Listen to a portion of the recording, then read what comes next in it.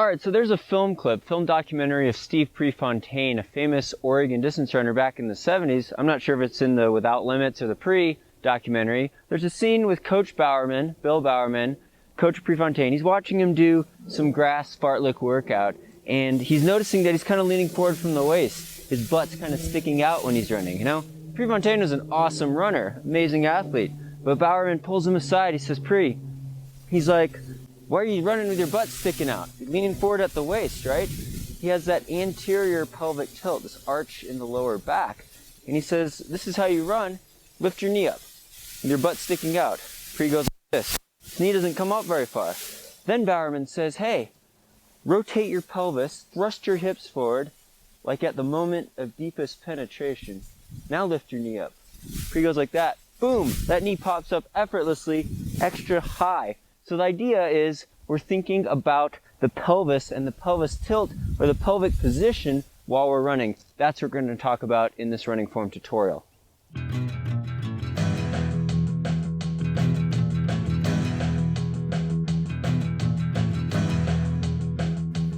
Hi there, Coach Sage Canaday of SageRunning.com here with another training talk. Today we're going to talk about your pelvic position or thinking about your pelvic position. And this comes from kind of personal experience, my own struggle in trying to improve my running form and efficiency. As you get older or as you run higher mileage, start training more, you spend a lot of time sitting in a car, sitting at your office desk, you have all sorts of problems, maybe tight hip flexors, things that pull on your pelvis, right?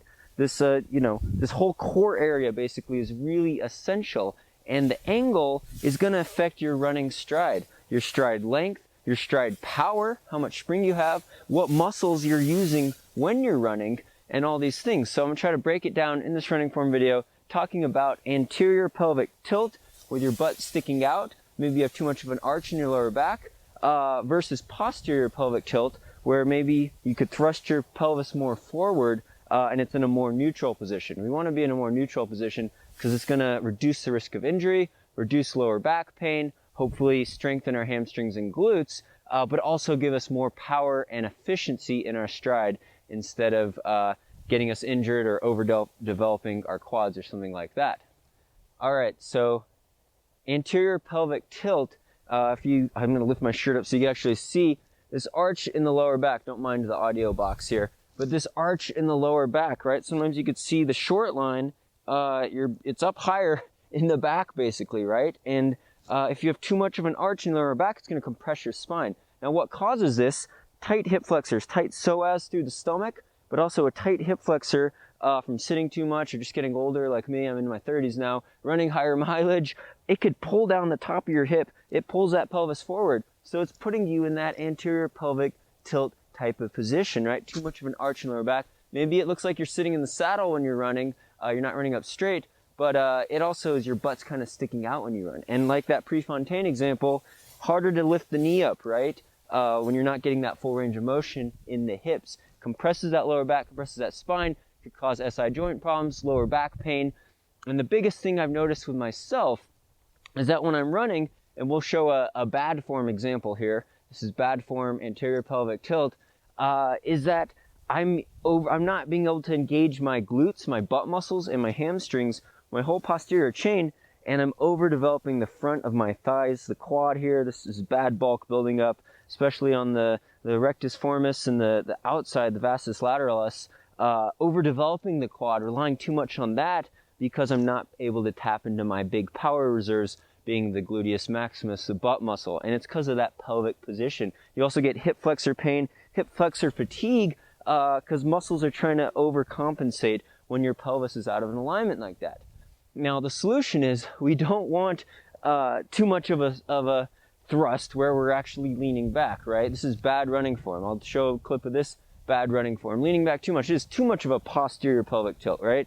I'm strutting out, leading too much with the bottom of my pelvis, leaning back. We don't want to be doing that. You want a slight forward lean when you run, but you want that lean to come from driving through all the way through your heels and through your ankles, right?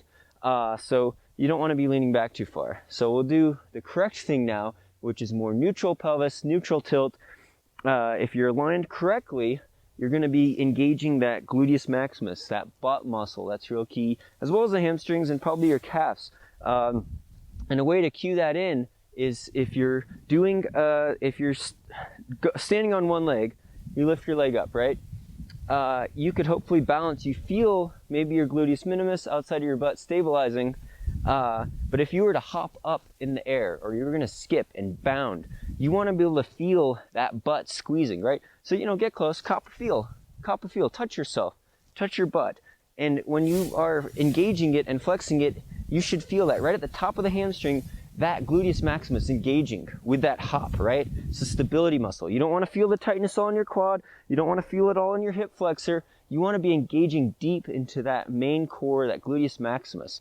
So you can kind of feel that motion yourself. Now, obviously, you're not running with super high knees, but if you were running uphill, or you're doing hill sprints, doing 30-second hill sprints, you're doing some speed work, or even running on an incline, 5% incline hill on a treadmill, you could kind of engage that feeling and thinking of your pelvis in a neutral position with those butt cheeks tucked, right?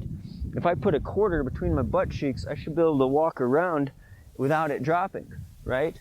Or, squeezing a credit card between your legs, right? You walk with your butt cheeks tight and they're squeezed, you're engaging them. And, if that credit card slips down between your knees, you're getting charged, right? So, keeping those butt cheeks tight, not actively flexing them, but actively engaging them. And it's the same thing with the paw back action with the hamstring, right? The back of your leg is getting engaged and it's giving you that thrust with the pelvic motion.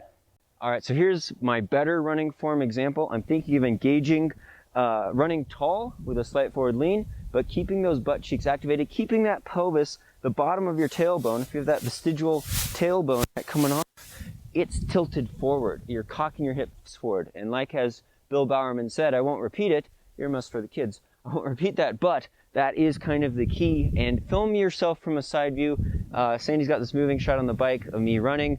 Thanks so much for all your support on here. In part 2 of this video series, Coach Sandy on her channel, Running Well Believe, is going to do a video on how to engage your glutes more with specific exercises, because it's about activation, but building strength of those glutes, the real powerhouse of your stride. It's giving you that extra boost, right? Imagine if you had shoes that had like carbon fiber plates in them with springs, and they kind of gave you that extra boost. Well, that's what your butt muscles got to do, right? So in part 2 of the series, check out Running Wild to Believe, Sandy's channel. She's going to have a video on engaging your glutes with specific exercises so you can really feel that change.